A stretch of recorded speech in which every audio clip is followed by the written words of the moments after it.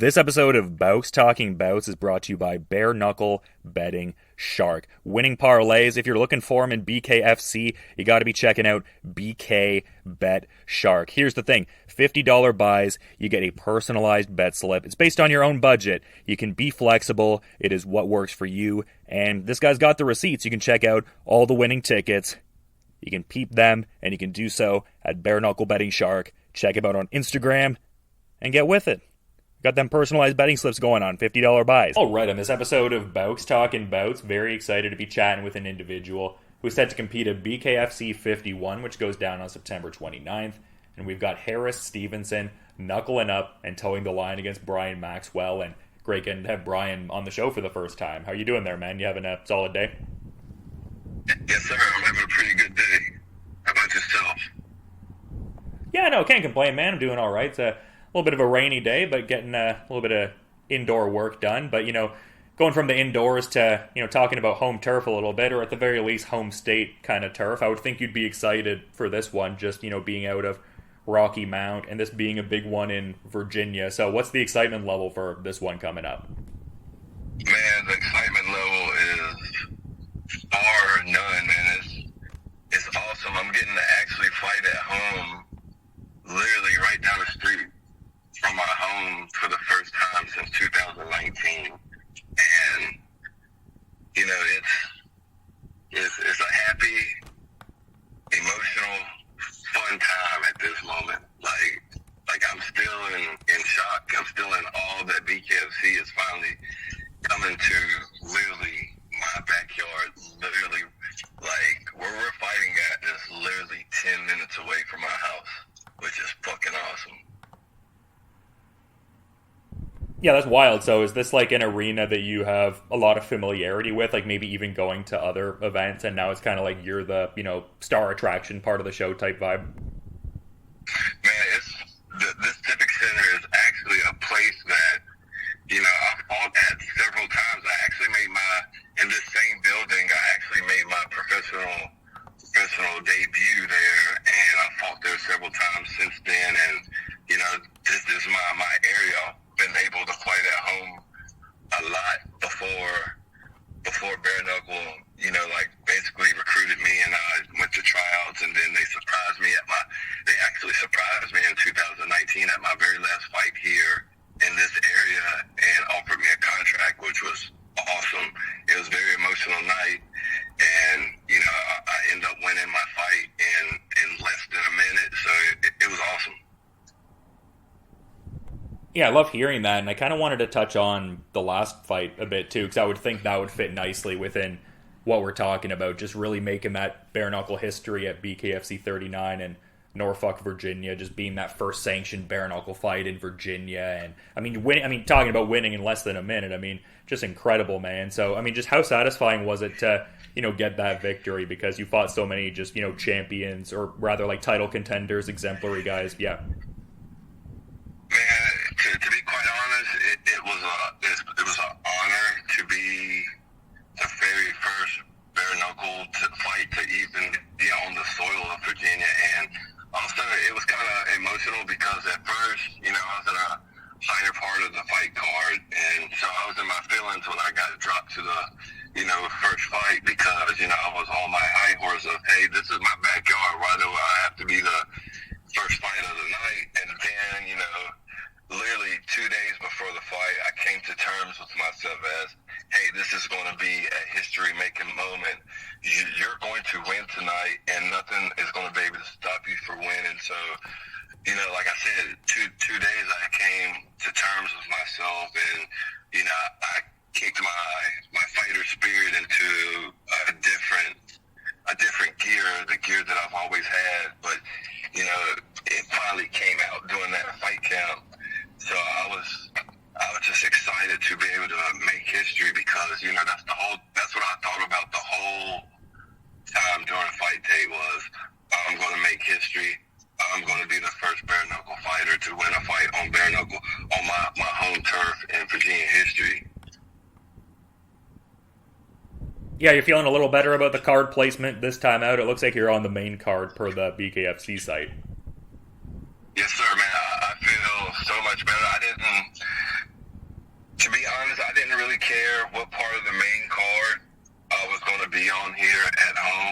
was on the main card because, you know, I have a huge fan base here at home, and, you know, like I said, I didn't care what part of the main card, whether I was the first fight or the second fight. As of right now, I'm the second fight on the main card, which is highly exciting because I get to watch the rest of the fights. You feel what I'm saying? And, you know, one of my teammates is on the fight card with me for the first time, so that's super exciting too. So, you know, I'm geared up, ready to go. I've been grinding. This has probably been my hardest, healthiest fight camp that I've had in a long time.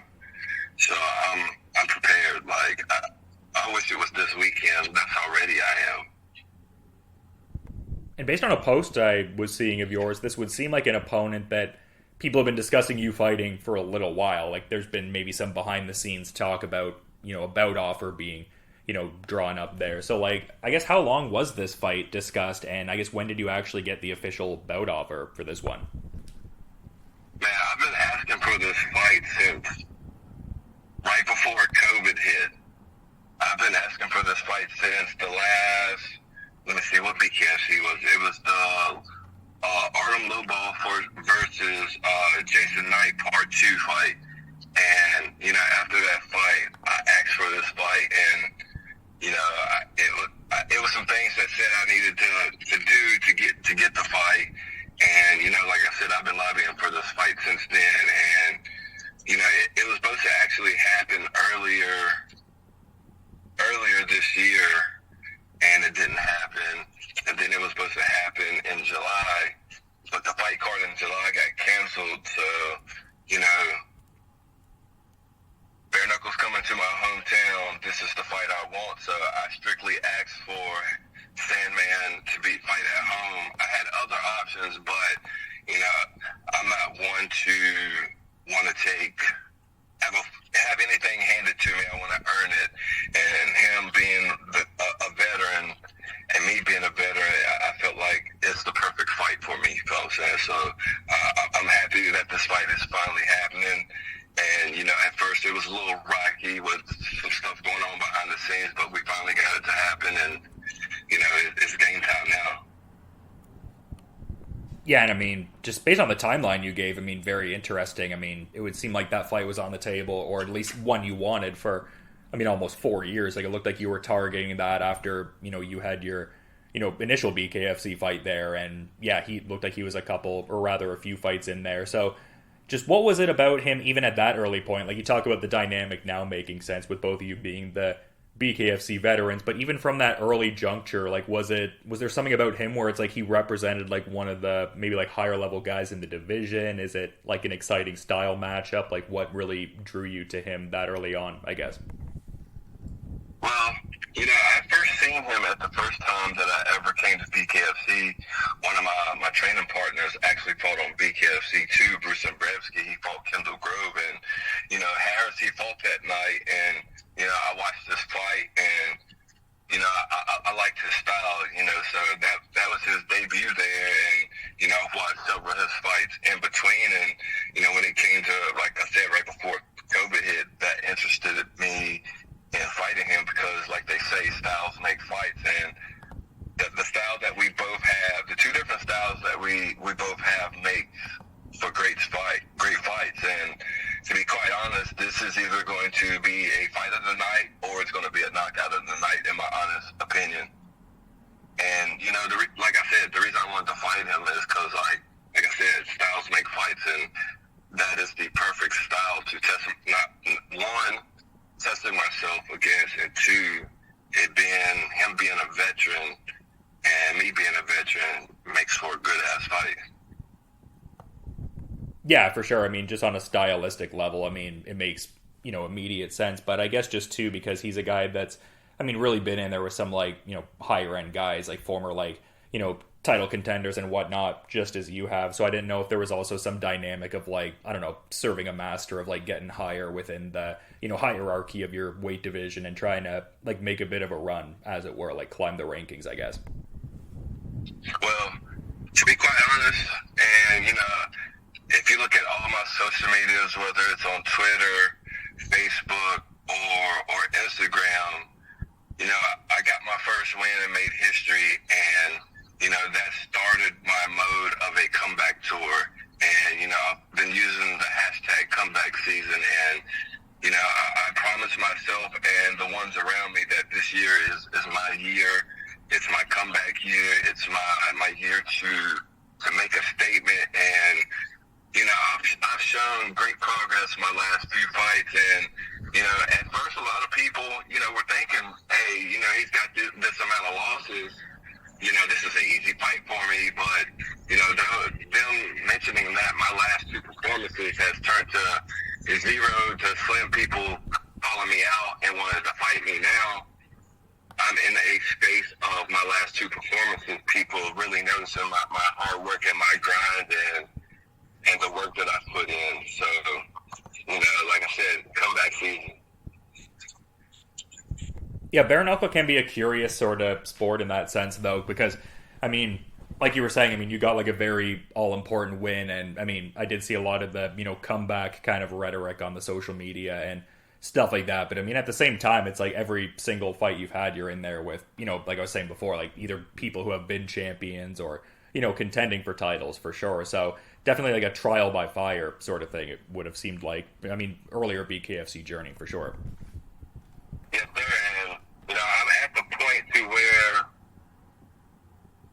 those guys that I have fought along this journey that have been contenders and ranked in the top 5 and are doing great with bare knuckle, I feel like I took those lessons to learn and also grow with BKFC, with them giving me more opportunities to showcase myself and show them my why of being in BKFC. And, all those losses, I took those as lessons to get better at my craft. And, the way I feel right now, those guys that I lost to, anyone less than them or the same as them cannot beat me right now at the level that I'm at and have grown to.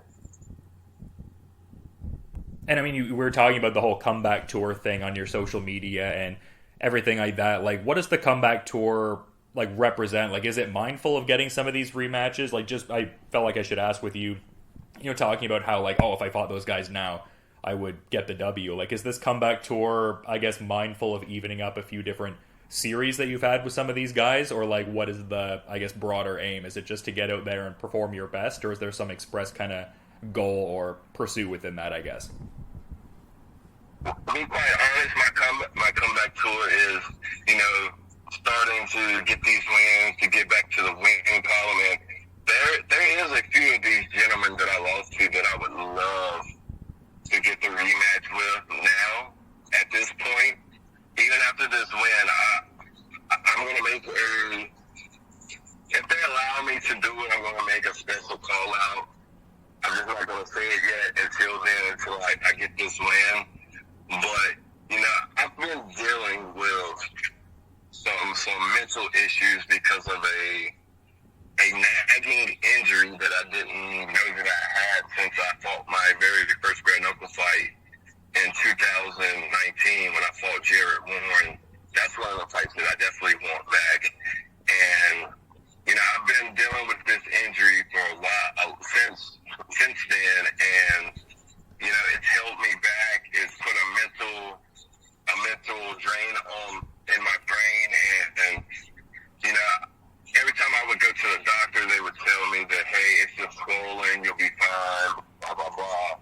And then I would get in a fight or a fight camp and tweak it and rehurt it, and I'm the kind of person, I'm a fighter. I'm not going to back out of a fight unless the injury is so serious that I need to back out of the fight. But it's just a nagging injury, and this last fight that I had that I won,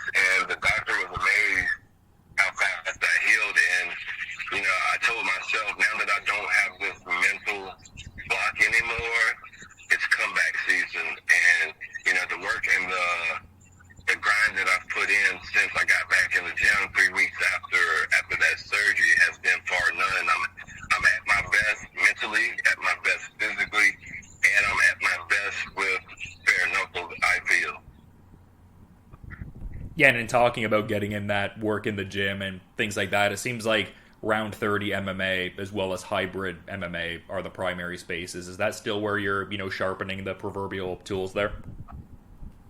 I don't train at hybrid anymore, but I do still train at round 30 MMA. That's been my home gym since 2013, and I also train at Powerhouse Boxing, and I also travel to West Virginia to get, rounds in with other, professional boxers, and I go to Heiner Joseph Boxing Gym, which is like an hour away from me, or I'll catch a flight and go to, it's now becoming a super famous gym, Boxar Gym in Miami, and I go there to train too, also while I'm in fight camp. And, I also, as many people may know that, I fought Chad Ochocinco Johnson back in 2021, and the gym that he trains at, R3 Performance, down in Miami, I also go there to train also. So I've definitely been putting the work in. I've definitely been grinding, and, man, like I said, man, one of those guys that beat me before right now, they will not beat me.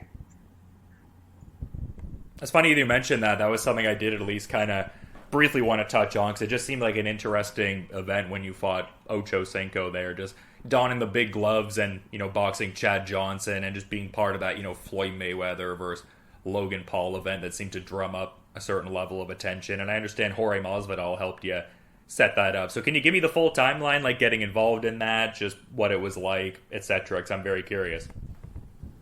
Man, look, the whole timeline with that, man, I'm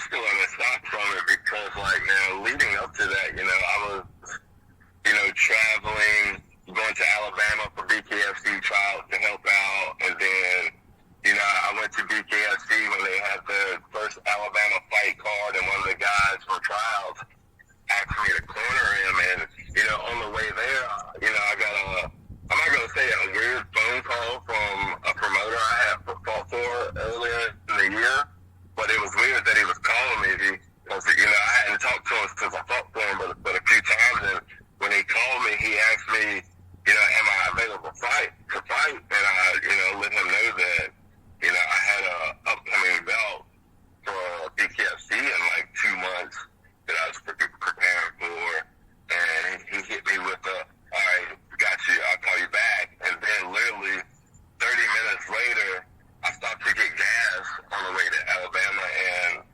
I just happened to check my phone, and I have a message from, Chad Ochocinco Johnson, and at first I thought it was a fake message, because you have people, bots and stuff on Instagram, fake profiles. Yeah. And it kind of weirded me out, so, I asked him, is this the real Ocho? And, I clicked on his profile and seen that he had the blue check, and I was like, oh, crap, it shocked me, and, he messaged me back and was like, yeah, this is the real Ocho. Why would I lie to you about that? Ocho, this is me.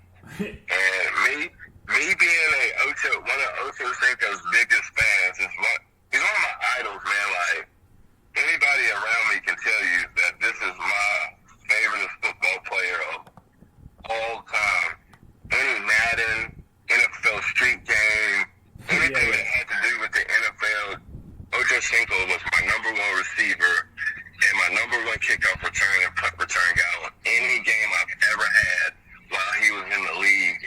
And, getting that message from him, like, I was in shock. And, after getting that message, I kind of got busy with the Alabama fights, and so I blew it all for a minute. And, the vibes of the fights were good, and I was getting a little bit more fan interaction and people wanting pictures than I usually would get at a out-of-town fight like that, especially with me cornering someone or just being able to watch the fights. And I was like, man, this is a weird night. What is going on? And then, I had a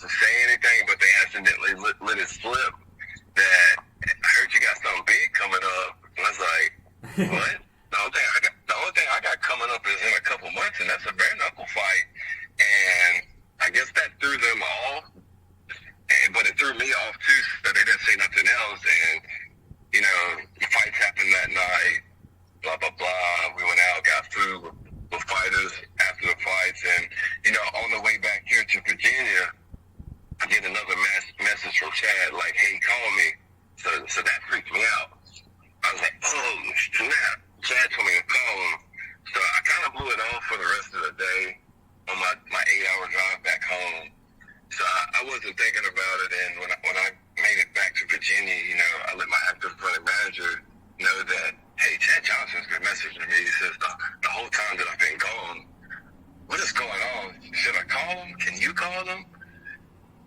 Like, it was freaking me out. So once I got back, I didn't think nothing of it. And the next day, on that Monday, my active running manager comes and tells me while I'm at work, hey, why Chad's been calling you, right? And I was like, no. I was still weirded out by it. And she let me know that, hey, well, he's been hitting you up because y'all are fighting. And I was like, what? Fighting? Where?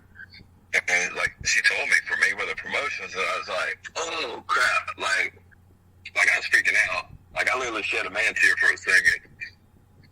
So after I got done talking to her, I called Nate Shook, and I asked him what was going on, and after he gave me further details and let me know what was going on, and we agreed to terms that this fight wouldn't hurt my bare knuckle fight. I was in, and I couldn't tell anybody. I was just having a moment those 48 hours after finding that out was a crazy moment for me, and I was freaking out. I was, shedding man tears. I was like, man, this is about to be life changing, and man, I was just all over the place with emotions, and man, it was wild. And then, for 2-3 weeks, I wasn't able to say nothing on social media about it, or I couldn't really tell nobody except for, really the ones that I was around, and I had to make them promise that they would not leak this until it was officially out. And then once stuff started coming out, it just went berserk. And I'm telling you, when I said life changer, everything was a life changer, and it was awesome. And like I said, I'm still in shock for it. I don't know how Jorge Masvidal got my name. I got brought up in the conversation. None of that. But the only thing I do know is Ochocinco and Jorge Masvidal, they deal with each other and they're friends. And that's my only lead into that. But other than that, man, I'm still shocked to this day. And it's been 2 years since the fight, and these past 2 years have been wonderful. And it's crazy how much people still talk about that fight 2 years later. It's crazy. I've been deemed how can I put this, a celebrity now. So it's definitely been wild, and I'm here for it, and I love it. And I talk to Chad literally all the time. He's became a friend, he's became a mentor, and he's became one of my biggest supporters, throughout this journey since we fought. I actually just talked to him literally 2 days ago, because he posted on his Instagram about my fight and stuff. So I'm glad I got that relationship out of this fight.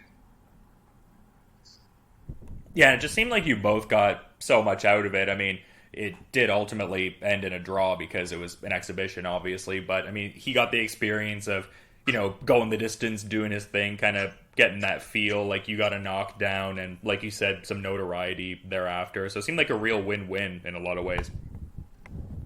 Yes, sir. And then, after that fight, him being, me and him chatted after the fight for an hour and talked and had a good time. And I met his family, and, I don't feel like I put him on the spot, but I think I did put him on the spot.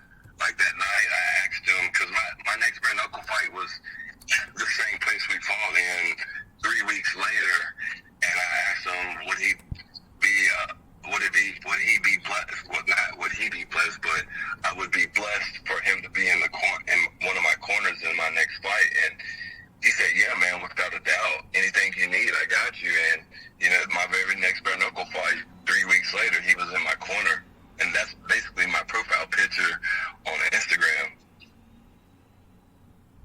Yeah, I love that, man. So good, just the whole journey of, like you said, a guy that you looked up to, and now you guys are friends, and he's cornering you. So love to see all of that. But one of the last things I kind of wanted to touch on while I have you, just because you mentioned a bit earlier about Harris Stephenson and kind of seeing that there would be a finish at some point in this fight. I mean, a fight of the night caliber of a bout. I guess in kind of saying that, because I know some fighters really get into the visualization and kind of lock into almost a predominant visualization, they see the fight ending in a very particular way. Are you a fighter that does that, or maybe not so much? I mean,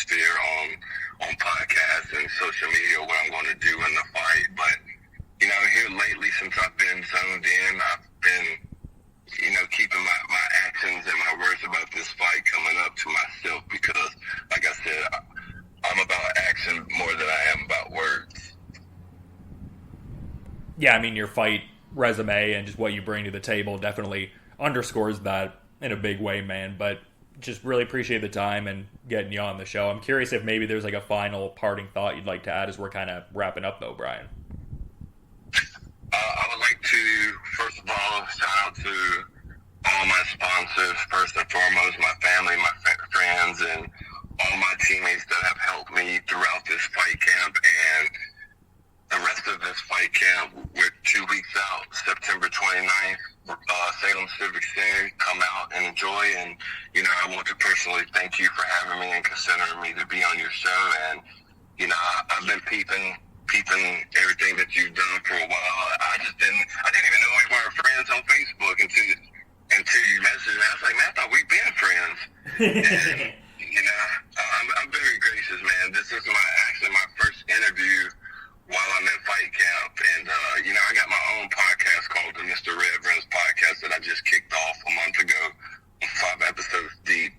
And, like I said, it's a blessing this is my first bare knuckle podcast or article that I've got to join since I've been in fight camp, because like I said, I've been locked in, and I got messages that I still haven't read, so I'm about to do all that later today once I get out the gym and get in this ice bath to recover and to relax. I'm gonna start answering some people back about sponsorships and during interviews, and I didn't want to schedule none before this one, so I really wanted to do this one first, so thank you for having me. Oh, that's really kind of you to say, man. I mean, super appreciate you, taking the time to check out the work and for enjoying it. Have definitely enjoyed your fights for a while, so cool we could finally, make this happen here and everything like that, and just appreciate you, prioritizing the interview and everything. Definitely a humbling thing to hear for sure, but very much excited for this BKFC 51 event, and very much think this Harris-Stephenson fight is going to be a barn burner for sure. So thank you for giving insights ahead of this great fight on September 29th. But until that all goes down, Brian, you just have a good rest of your day, man. Thank you. Thank you so much. This episode of Bouts Talking Bouts is brought to you by Bare Knuckle Betting Shark. Winning parlays, if you're looking for them in BKFC, you got to be checking out BK Bet Shark. Here's the thing, $50 buys, you get a personalized bet slip. It's based on your own budget. You can be flexible. It is what works for you. And this guy's got the receipts. You can check out all the winning tickets. You can peep them, and you can do so at Bare Knuckle Betting Shark. Check him out on Instagram and get with it. Got them personalized betting slips going on, $50 buys. All right, on this episode of Bouts Talking Bouts, excited to be talking to an individual who competes at BKFC 51 on September the 29th. And it's a very intriguing fight with Brian Maxwell knuckling up and towing the line against Harris-Stephenson. And great getting to have Harris on the show for the first time. How's everything going there, man? Oh, man, it's going good. Just cutting these last few pounds and getting ready to make the trip over to Virginia to go take on Brian next Friday. Yeah, and I mean, quite the run you've had for sure. Like, I saw the post you had a bit ago talking about how you're making your 8th appearance against another, BKFC veteran in his home state. So, I mean, this seems like an interesting one. Just both of you guys have been, kind of stalwarts on the circuit for a bit now. Is this someone you always figured one day you'd end up fighting, I guess? No, honestly, I honestly consider pains are crossing just because I've always fought at welterweight at 165.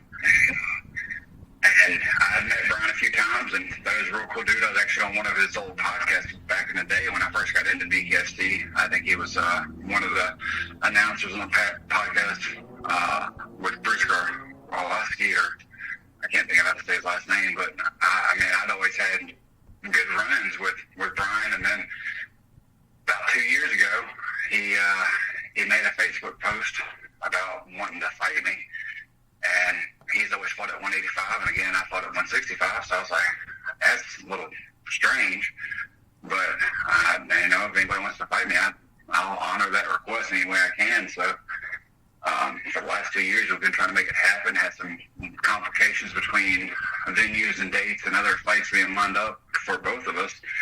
So this fight came around, and they offered me to go up to Virginia to fight him.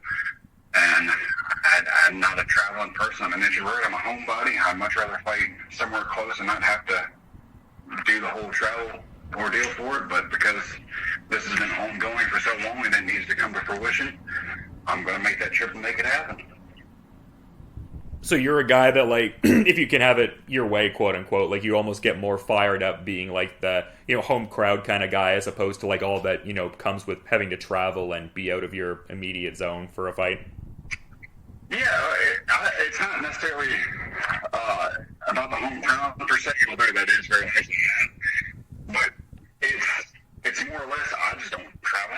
I don't get out much. If I'm not at work or training, I'm at home with my family, my wife and my kids. So I'm not a big person to ever been out and try to go hit the casinos or even go out to the shop. And I do all my shopping online for the most part for clothes and such.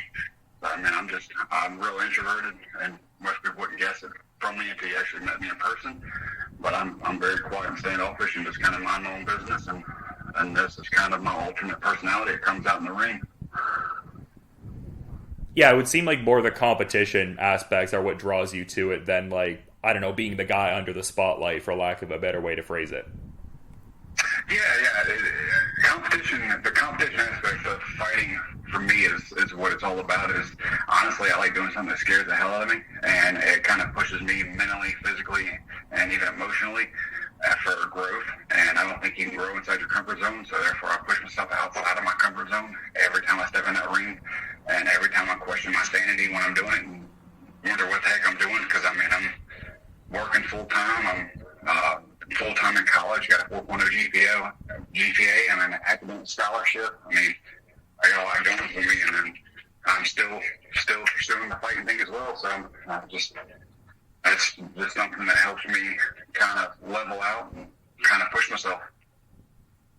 And it seems like that sentiment extends across multiple combat sports. Like, it looked like you got some late August MMA action in there, and it looked like it was a competitive fight. And cool takeaway where you were talking about just, being injury free and just really wanting to stay active after, getting like 15 minutes of hard fought action in. So I would think that, that would be a good thing. I mean, in like the very rigid binary of a win or a loss, it didn't necessarily go your way, but it seems like you got a lot out of that last MMA fight there. Absolutely. That last MMA fight, it was for a title belt. We were the main event. It was for a 185 title. I knew I was going to have this fight at 185 in Virginia. So even in MMA, I usually fight at welterweight, which is 170 in MMA. But because I already had Virginia in mind, I went ahead and decided to go up for that title fight. I lost a controversial split decision. That may get run back in the future. We'll see. But it was a very tough, legitimate BJJ black belt, and it was a very, very close fights. But I mean, those close fights are we win the most. It's not the quick wins or even longevity wins. A lot of times it's those losses that you really have to evaluate your performance and evaluate what you could have done better to improve, that you really grow as a fighter inside that ring. Yeah, and I mean, it's ultimately a different combat sport, but were there any takeaways from that last fight that could be like transferred to this bare knuckle fight, or not so much? Honestly, there was. And the takeaways that I got was I've always been a mental fighter. I've always overthought things. Obviously, with my mindset, if I think about something too much, I kind of get my own head about it.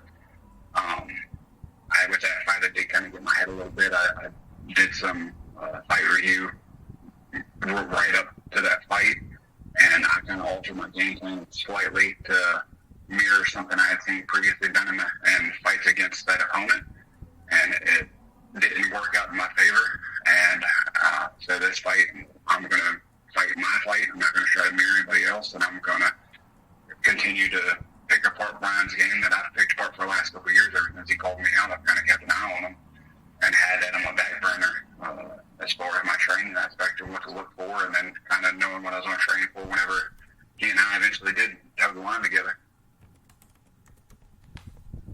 Yeah, for sure, and just kind of an interesting spot that you're in, but also for the division overall. And I don't know if I misconstrued what you were, saying there, if maybe you were referring to your last, bare knuckle fight there in that, but just kind of even checking that out, someone like Caleb Harris, who, has gone on to obviously contend for the title. Like, it seems like in a certain regard, the division has a certain level of kind of being open right now. Like I saw even before your, rematch with Caleb Harris, you were kind of thinking of a title run, and not overlooking your opponent here, but I would feel like just the state of the division and just, what you've done in the company, maybe you string like a couple or a few together and you're like favorably, in that like title contender hierarchy. Like, do you think about that at all, or is it just pure blinders on, just looking at the next one kind of thing? Honestly, I do look at the future within the company and trying to get for that title contention spot. Honestly, this going up to 185 is kind of testing the waters for that division within BKFC, because I feel like in BKFC having a size advantage is a definite advantage to have, but it's not as significant as it would be in MMA, if that makes sense, because in MMA, in that wrestling aspect of it, being a larger man and being able to kind of throw your opponent around at will, those extra 10, 15 pounds of muscle come into play significantly. Whereas in BKFC, I feel like my speed, my durability, along with my endurance, is going to help a little bit more than just trying to be the bigger guy. And I'm going to test that theory in 2 weeks and see if my endurance and my speed can kind of give me the win and kind of tire Brian out, because I think I'm just going to be a lot quicker than we've seen with those bigger 185ers that he said to fight in the past. Yeah, just very interesting for sure. I mean, what kind of motivated that almost? Because it would seem like mostly you were, in that welterweight kind of picture for a bit, and then not going up even just one weight category, but two, going to light heavyweight here. Like, when did that start to kind of, I guess, germinate as like a decision for you? Like, when did you start thinking like, oh, I could probably like make a run at light heavyweight? It's kind of since I've put on a little bit of size over the last couple of years. I'm getting older. I'm 34 years old, so the weight's not coming off like it used to. I have to be a little bit more mindful of my diet, and that's never fun. That's probably the worst part about fighting. I'd rather eat a bunch of the day 10 times and have to be on diet for a week. But that's just me. I'm very old school with my diet, and I like to do the kid diet. It's hamburgers and pizza if I could and get away with it, So yeah. It's kind of just been in the back of my mind, and moving up for MMA side of it, the next weight class up from welterweight is middleweight for MMA, and that's 185. So then I'd like to stay in the same realm to where if I'm going to be fighting 185 and MMA, then obviously in bare knuckle I'd want to do the same. I'd have to cut 10 extra pounds that way, and my weight's always where it needs to be as far as cutting for camp and such. So it's, like I said, it's testing the waters. I'm gonna give it my best shot in 2 weeks. I think I'm gonna prove a lot of people wrong, and a lot of people, I know people have doubts, and see Maxwell as the bigger guy, and I'm gonna kind of impose his will, if you will. But I don't think that's gonna be the case. I think it's gonna be a much different fight than what people are gonna anticipate. And I definitely don't see it going to a decision. I mean, within that, do you have like maybe a certain round in your head that you've been visualizing a fair bit that it may end, or? I do. I don't want to come out and say too much. I will say I see it ending within 3. Yeah, I mean, I love hearing that. Just such an intriguing fight because, I mean, your opponent very similar to you in certain regards, like at least in as far as being like a tenured kind of performer within the company, and just, looking at his resume, I mean, so many like interim title contenders, people who become champions, and across multiple divisions. So I guess in saying all of that, like, what are your thoughts on Brian Maxwell's BKFC resume, but also like X's and O's wise, like what does he really do well in the ring from what you've seen? Brian, man, he's had a tough go at it. I'll tell you that. He's fought some of the toughest names in the division, some of the toughest names in the company. And I think people kind of lose sight of that when they make their judgments of Brian. But I'm not something at face value. I kind of do a little bit deeper research, and I know the guys that Brian's fought, and I've seen his performances against those guys, and he's held up, man. Dude's tough. He's durable. He's good at keeping range until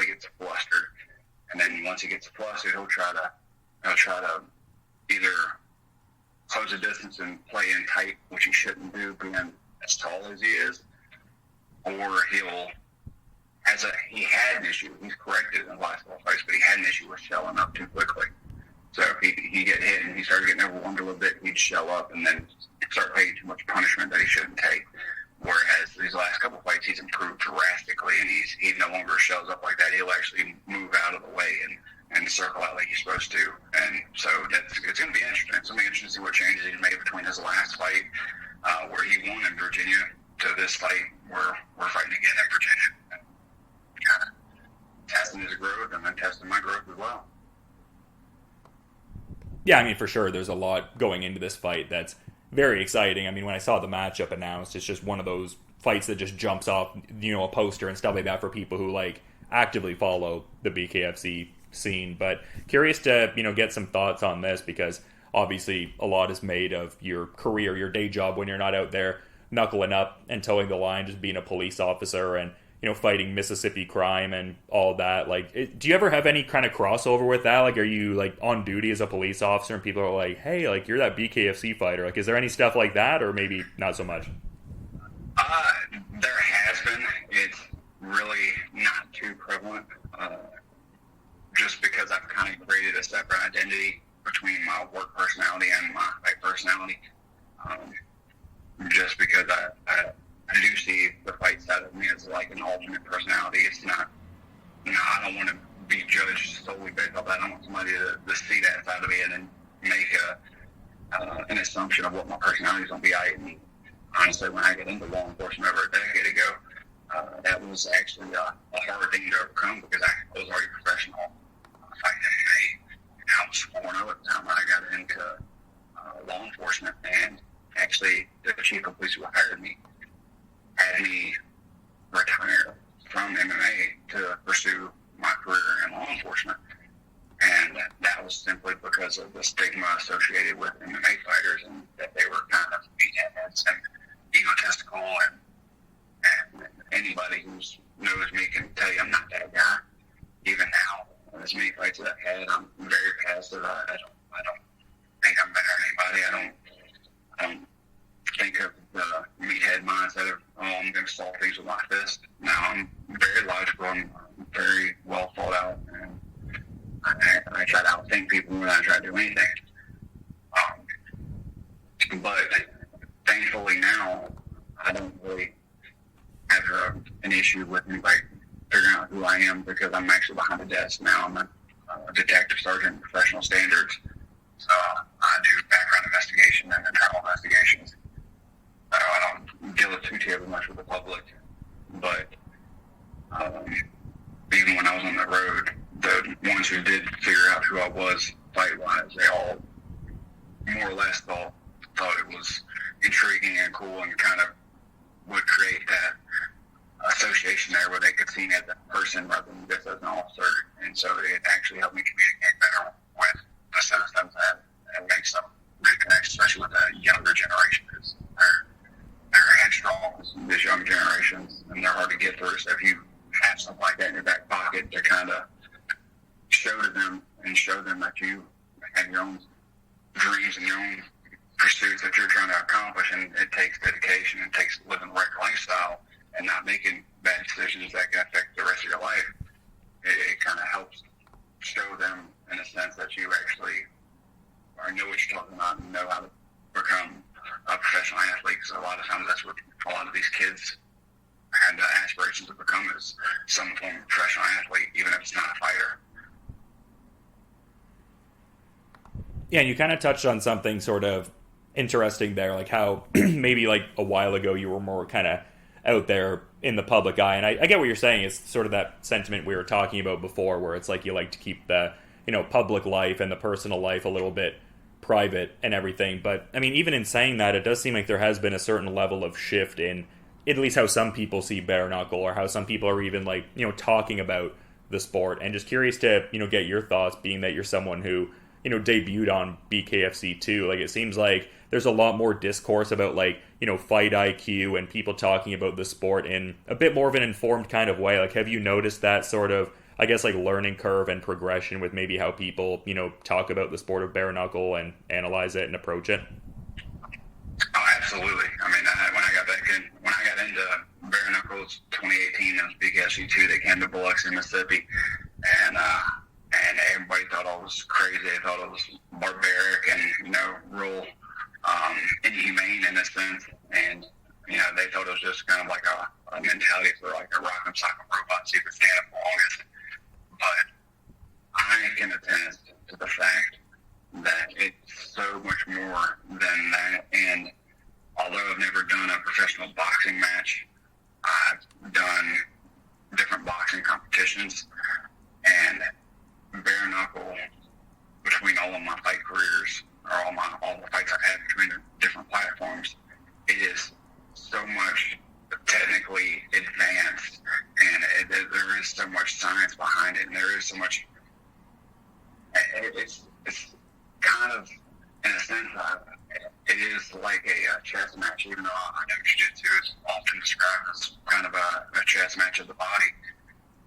I've learned that bare knuckle is kind of the same thing, and it's a much quicker pace. There's really not as much room for error, much room for correction. You're not giving out pawns on that chessboard, but it is very methodical. You do have to kind of measure your shots and know when you're going to throw hard so that we don't hurt your hand or get caught in the process. And then at the same token, you have got to move your head tremendously more than you ever thought you would to get out of the way of a punch, because those fists sneak past even the highest guards that you can hold. So it's definitely different, but that mentality that is barbaric has definitely shifted. A lot more of your higher class boxers and such have gotten into it and talked about it, and I think that's kind of helped the shift, and then just the level of talent that's entered the promotion has obviously helped bring a light that it is not as barbaric, and the more people that actually sit down and watch it and actually see the technicality behind the maneuvers, it's quite intriguing. And like I said, it definitely has shifted over the last several years. Yeah, and it's cool because you strike me as a guy that, as much as there's like, the growth in physical technique fight to fight, it's like you very much, I guess, learn broader lessons about just the sport and how you approach it. Like, it seems like there's that like incremental, improvement pattern across your fights with guys like, Melvin Gillard and stuff like that, and, getting out there and throwing down with guys like that, throwing down with, Dave Rickles on short notice, or accepting that fight on short notice. So, yeah, just, a lot going on there. Like, it just seems like there very much is that defined kind of pattern of learning and everything. Oh, yeah. And like I said, when I first got into bare knuckle, I honestly wasn't sure what to expect. I kind of went in with the mentality of I just have to be quicker and land first. And then my second fight with the promotion at BKFC 3, when I fought Elvin Brito, went to the fifth round, and I just didn't call the fifth round and knocked out. But just that one fight in and of itself showed me that it's not about who's quicker, it's not about who hits first. It's about the actual movements. It's about the intricacy of your shots that you throw, where you land them, and what kind of combination you put in while the heck out of the way and not getting caught in the process. So it's being able to hit without getting hit back. Yeah, for sure. Just love hearing all those great insights, man. But I do want to be mindful of your time and everything. I appreciate you coming on and giving such great insights. But just in saying all of that, is there maybe like a final parting thought you'd want to add as we're kind of wrapping things up here, Harris? No, man. I appreciate everybody who's tuned into the previous fights of mine or fights of the promotion, because it definitely means the world to us, and that's why we do it, and it's kind of why I continue to push myself. And I've been fighting for 16 years now, so it's definitely something that I do for myself and for that personal growth aspect of it. But having people reach out and tell me that they enjoy seeing the things that I'm able to do in the ring, good, bad, or indifferent, it truly does help keep me motivated for this long and push through the minor injuries and such. And and it's tough with a wife and a 13-year-old daughter and a 6-year-old daughter, to make the time to work full-time, go to school full-time, and train full-time, and then still have time for them. So like I said, it can be a thankless career, but fortunately, the fans of BKFC are very, very outgoing with their support, and they reach out more frequently than people would think, and just kind of get their good wishes and such, and I truly appreciate it when they do. So that definitely helps keep me going. Well, it's an awesome note to end things off, man, and good to hear you're getting that level of respect, because you've definitely been, putting in that work for a while. And I mean, the next chapter in this great story unfurling on September 29th, and definitely excited for that Brian Maxwell fight at BKFC 51. But just again, to reiterate, really appreciate you making the time, man, and just, looking forward to checking out the fight. But until then, you have a good rest of your day, Harris. Thank you. Yes, sir. You take care of yourself too, man. I appreciate you so much for having me on.